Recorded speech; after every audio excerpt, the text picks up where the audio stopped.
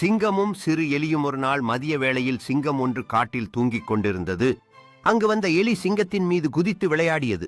இதனால் சிங்கம் விழித்தெழுந்தது. கோபம் கொண்ட சிங்கம் எலியை பிடித்து, நீ எனக்கு இன்று நல்ல மதிய உணவாகப் போகிறாய் என்று கர்ஜித்தது.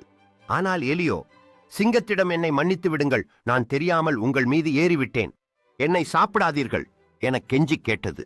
சிங்கத்திடம், இன்று நீங்கள் என்னை கொல்லாமல் விட்டால் என்றாவது ஒரு நாள் உங்களுக்கு என் நன்றியை திருப்பிச் செலுத்துவேன் என்றது. சிங்கமோ, இவ்வளவு சிறிய உடம்பை வைத்துக்கொண்டு எனக்கு நீ உதவப் போகிறாயா என்று எலியை ஏளனம் செய்தது.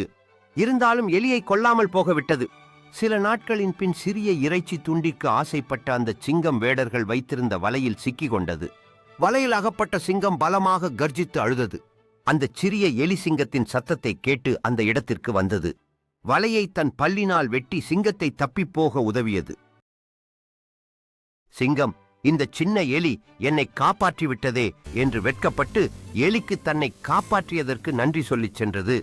நீதி உருவத்தை பார்த்து யாரையும் ஏளனம் செய்யக்கூடாது. உடலில் பெரியவராக இருப்பதால் தான் மேலானவர் என்று ஆணவம் கொள்ளக்கூடாது. சிறிய பலமற்ற ஒருவர் தன்னிலும் பெரிய பலமான ஒருவருக்கு உதவும் சந்தர்ப்பங்களும் வரும்.